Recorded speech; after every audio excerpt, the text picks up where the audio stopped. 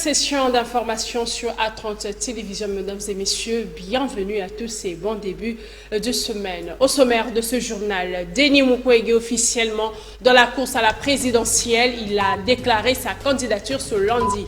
Dans son discours, reconstruire la République démocratique du Congo pour éviter une descente aux enfers. Bientôt, un pont sera jeté sur la rivière Luapula pour relier la République démocratique du Congo à la Zambie, un projet intégrateur qui va également favoriser la construction des routes et des postes frontaliers, mais également concourir à la création d'emplois. Voilà tout pour les titres. Bienvenue à tous.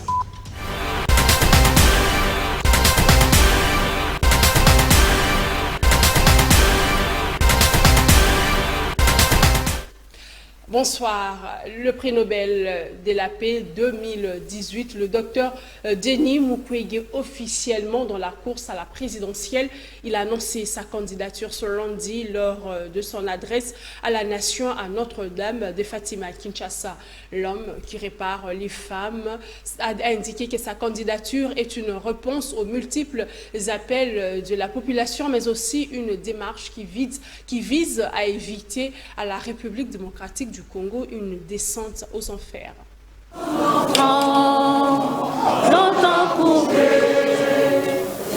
C'est en suspens levé, les célèbres gynécologues congolais Denis Mukwege est candidat à l'élection présidentielle du 20 décembre prochain. Son discours, il l'a tenu à Kinshasa dans une salle bondée de ses sympathisants. Le prix Nobel de la paix s'élance dans la course à la présidentielle pour la reconstruction du pays. Faisons le choix aujourd'hui, faisons le choix pendant ce cycle électoral entre l'esclavage et la liberté. Mesdames et messieurs, chers compatriotes, je n'ai ni or ni argent à vous donner. Je n'ai même pas de t-shirts et de casquettes à distribuer. Mais ce que j'ai, le plus précieux, mes convictions, mon expérience, mon amour pour chacun de vous, mon amour pour notre pays, je vous la donne. Sa candidature, a-t-il dit, est une réponse aux requêtes de plus d'un Congolais. Nous avons le droit de contester les résultats d'une élection truquée avant, pendant et après le scrutin. Le vote est un des moments clés d'une démocratie. Nul n'a le droit de l'usurper au risque de mettre en marche une révolution démocratique. Car le peuple est le seul souverain. Et les femmes et les jeunes ont un rôle central à jouer dans cette révolution démocratique. Face à un peuple déterminé à défendre ses droits constitutionnels, le régime actuel aura raisonnablement intérêt à tirer les leçons des récentes mésaventures de certains dirigeants africains qui, ivres du pouvoir, se sont crus plus forts que le peuple. Le docteur Denis Mukwege s'ajoute sur la liste des candidats présidents déclarés dont le chef de l'État Félix Tshisekedi, Moïse Katumbi Tchapou et encore Martin Fayulu Madidi. Dans le même chapitre, Félix Tshisekedi investi candidat de la plateforme électorale Union Sacrée de la Nation à l'élection présidentielle du 20 décembre 2023. C'était dimanche au Palais du Peuple en marge du premier congrès de cette famille politique, congrès marqué par la présence de plusieurs personnalités politiques, des responsables des partis et regroupements politiques membres de l'Union Sacrée de la Nation. Les partis, regroupements politiques ainsi que des personnalités membres de l'Union Sacrée ont exprimé leur soutien sans faille au président de la République, Félix Tshisekedi. Dans son mot introductif, le Premier ministre Jean-Michel Sama-Lukonde, en sa qualité de membre du Présidium, a remercié le chef de l'État avant de rassurer les uns et les autres que l'Union Sacrée est du bon côté de l'histoire. Et ce jour, nous avons donné un signal, tant au niveau national qu'au niveau international, de notre unité et de notre détermination, dans notre engagement face à ces élections de ce 20 décembre 2023. Pour sa part, Christophe Mbosso a remercié les participants pour avoir répondu présent au congrès. Chers camarades congressistes, après consultation de toutes les couches sociales et des acteurs politiques et à la faveur de la reconfiguration de la majorité parlementaire, tant au niveau national que provincial. La vision du chef de l'État pour la consolidation de la nation a reçu une adhésion massive de la part des forces vives, civiles et politiques. Après la signature des résolutions, tous les partis politiques ont à l'unanimité décidé d'investir Félix Tshisekedi comme candidat à sa propre succession. Vu les actes de reconnaissance des regroupements politiques ayant adhéré à l'union sacrée de la nation, vu la charte de l'union sacrée de la nation, spécialement à son article 27.1, considérant l'urgence et l'impérieuse nécessité paisible. Article 1er est désigné et investi candidat président de la République pour le compte de l'Union sacrée de la nation, le camarade Félix Antoine Tshisekedi Tshilombo.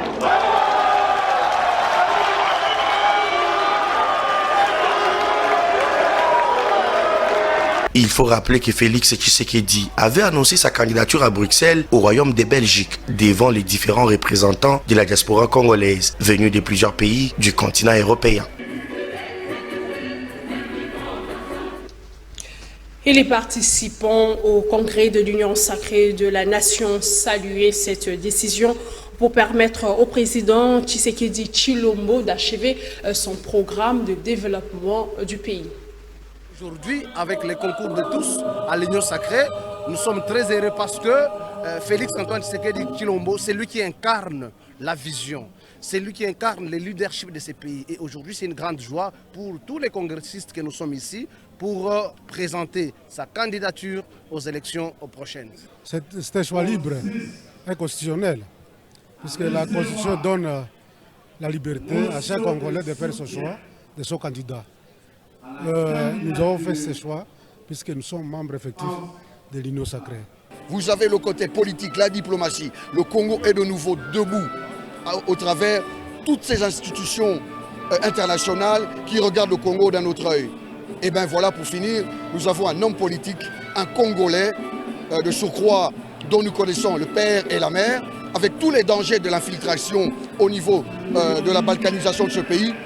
Voilà les raisons, les quelques raisons que j'ai choisi le président Félix comme candidat président pour 2023 au niveau de Mbanzangungu particulièrement et de la province de Congo central. Voilà. La raison pour laquelle je vais demander aux membres de mon parti politique de voter pour le président Tshisekedi, c'est d'abord les efforts de pacification qu'il est en train de mener depuis qu'il est au pouvoir.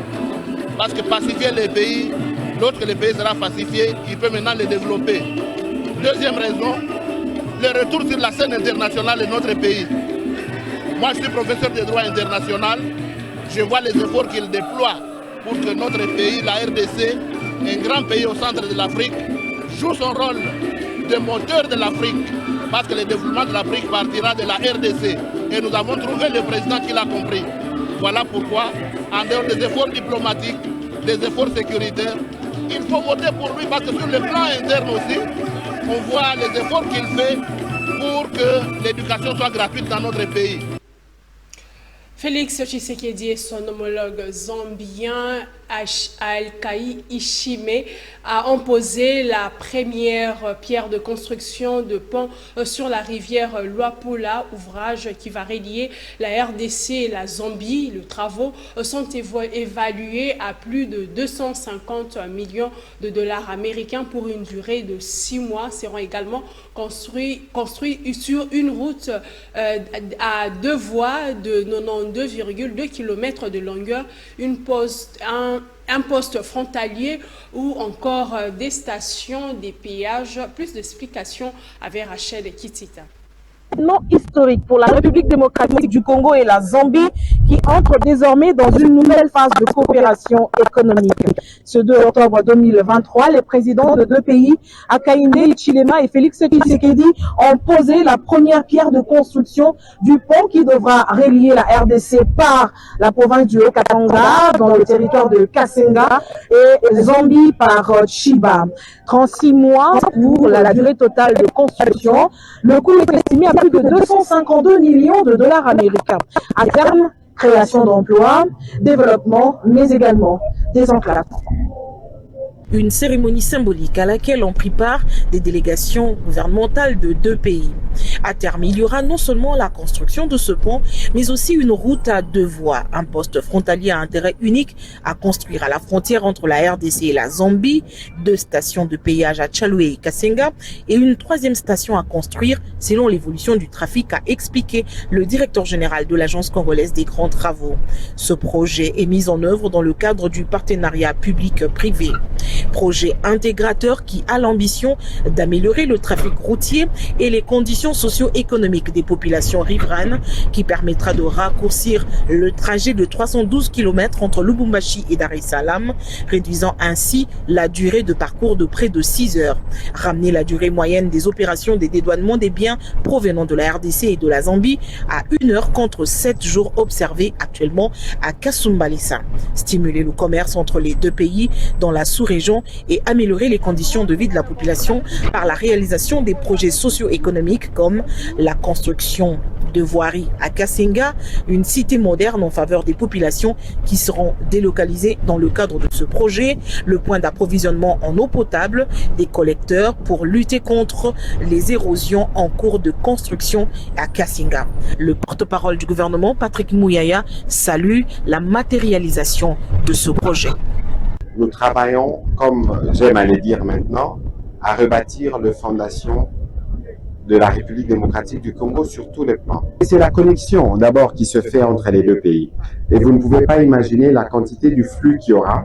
Mais regardez partout, on vous parle des camionneurs, vous en avez vu en route quand nous venions. Ça veut dire qu'il y aura une économie qui va tourner autour de ces infrastructures. C'est évident que si vous avez vu le président zambien faire 700 km et arriver ici, le nôtre 2228 en quittant ses bureaux à Kinshasa pour arriver ici, ça veut dire qu'il y a de la part pour les Zambiens et les Congolais dans ces projets intégrateurs.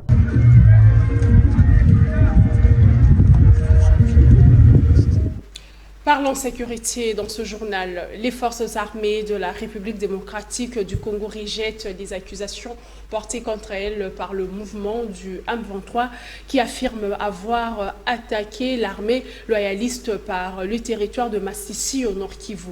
Les FARDC se disent respectueuses du cessez-le-feu convenu par les chefs d'État de la sous-région dans le cadre des processus de paix de Luanda et de Nairobi. Contrairement aux déclarations des terroristes de l'armée rwandaise, opérant sous le label du M23, qui circulent dans les médias et réseaux sociaux, il est porté à la connaissance de l'opinion tant nationale qu'internationale que les forces armées de la République démocratique du Congo restent et demeurent respectueuses du cessez-le-feu, respectant ainsi les engagements pris par les chefs d'État de la sous-région dans le cadre du processus de Luanda et de Nairobi. Pour ce faire, les forces armées de la République démocratique du Congo rejettent l'accusation selon laquelle elles auraient attaqué une quelconque position des terroristes du M23 et leurs alliés de l'armée rwandaise dans les territoires de Massissi et plus précisément aux environs de la localité de Kiloliwe ce dimanche 1er octobre 2023. Pour votre gouvernement, la communication que vient de faire l'ennemi ces jours par les biais de son porte-parole et qui circule dans les médias et réseaux sociaux n'est qu'un prétexte pour justifier sa réoccupation des positions qu'il avait jadis abandonnées dans le cadre du cessez-le-feu afin d'aveugler la communauté internationale. Au regard de cette intention belliqueuse exprimée par l'agresseur dans la dite communication, les forces armées de la République démocratique du Congo informent l'opinion tant nationale qu'internationale qu'en cas d'attaque de ces positions, elles sont prêtes et déterminées à parer à toute éventualité. Fait à Goma, le 1er octobre 2023. À Kinshasa, un collectif de personnes atteintes d'albinisme remercie le président de la République pour la nomination de l'un de leurs au poste de secrétaire général au ministère des personnes vivant avec handicap et autres personnes vulnérables. Il s'agit de François Kassanda, nommé par ordonnance présidentielle lue le 25 septembre, réuni ce lundi à la place des évolués dans la commune de Lagombe. Ces personnes atteintes d'albinisme ont déclaré leur soutien au président de la République à l'approche des élections.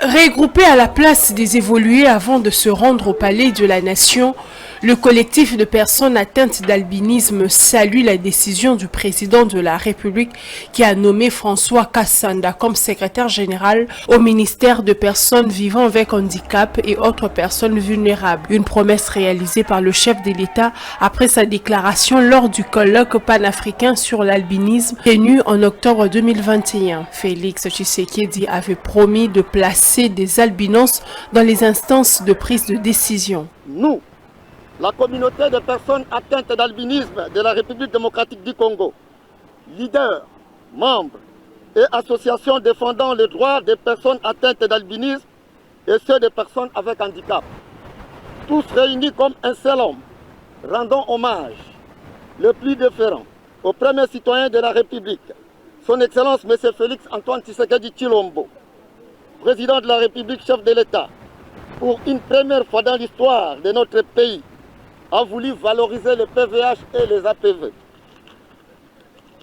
Particulièrement les personnes atteintes d'albinisme, en nommant par ordonnance présidentielle un de nous au poste de secrétaire général au ministère des personnes vivant avec handicap, autres personnes vulnérables. Ce collectif dit apporter son soutien au chef de l'État pour son second mandat. Et réitérons notre confiance en vous en tant que garant de la nation et champion du handicap.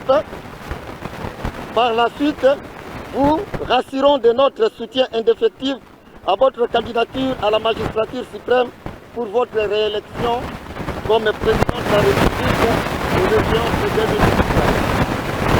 Ceci permettra à ce que vous puissiez continuer les initiatives prises par le gouvernement. Jusqu'à sa nomination, François Kassanda était directeur-inspecteur pôle finance au secrétariat général aux affaires sociales, actions humanitaires et solidarité nationale. Revenons en politique, la plateforme électorale alternative pour un Congo nouveau qui réunit plusieurs membres de la société civile a organisé le week-end à Kinshasa le premier tour de ses primaires en vue de choisir son candidat à l'élection présidentielle de décembre 2023. À l'issue du vote, deux candidats dont Floribert Anzoulouni et Joël Bill ont été qualifiés pour s'affronter au dernier tour prévu déjà mardi 3 octobre. Et ancien président de l'Assemblée nationale. Ils étaient à 4 au départ de ces premiers tours des primaires organisés par la plateforme électorale alternative pour un Congo nouveau. À présent, ils sont plus qu'à 2. Ces candidats vont s'affronter au dernier tour, histoire de désigner celui ou celle qui va représenter la société civile lors de la prochaine élection présidentielle. Face à leurs électeurs au centre culturel Boboto, les 4 candidats ont tour à tour présenté chacun pendant 15 minutes leur projet des sociétés. Après échange et débat, place au moment 1 de la cérémonie, les votes à proprement dit.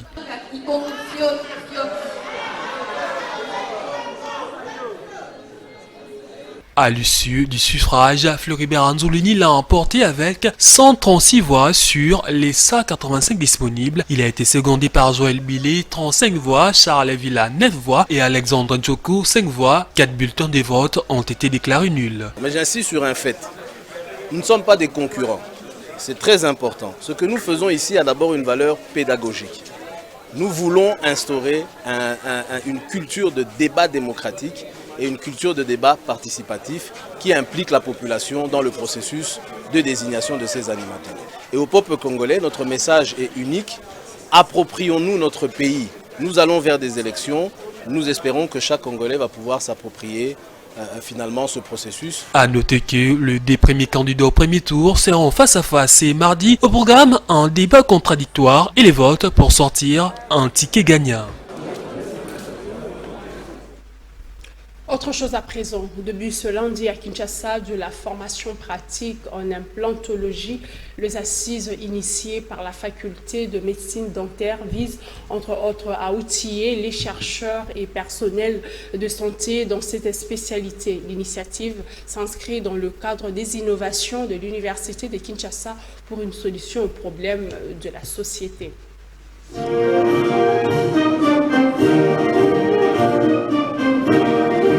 Prévue pour 3 jours, la formation pratique en implantologie réunit les chercheurs en médecine et personnels de la santé des différentes provinces du pays, de l'Afrique et du monde.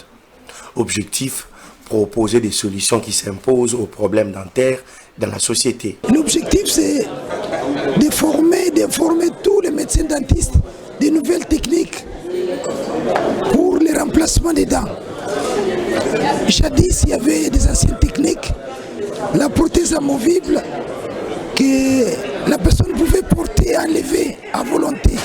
Maintenant, ce sont des techniques qu'on fixe dans l'os. Du côté de l'université de Kinshasa, l'on demande aux autorités de porter ce projet pour l'intérêt de la population. La faculté de médecine dentaire va venir résoudre un problème séculaire. Donc nous sommes satisfaits et nous profitons de l'occasion pour demander à la communauté nationale et aussi internationale, pourquoi pas, de bien vouloir porter ce projet d'enseignement et de formation en médecine dentaire parce qu'elle complète la médecine traditionnelle. Présent, le représentant du ministre de la Recherche scientifique promet le soutien du gouvernement à cette initiative. Je dirais affirmatif parce que comme vous le savez, depuis son ascension au ministère de la Recherche scientifique et Innovation technologique, le ministre Kabanda Kourenga a toujours été aux côtés de chercheurs, étant lui-même le chercheur, et je pense qu'il est prêt, lui et son ministère, pour pouvoir accompagner ces genres d'activités, ces genres d'initiatives. Cette formation va se poursuivre avec la partie pratique ce mardi au laboratoire de l'université de Kinshasa.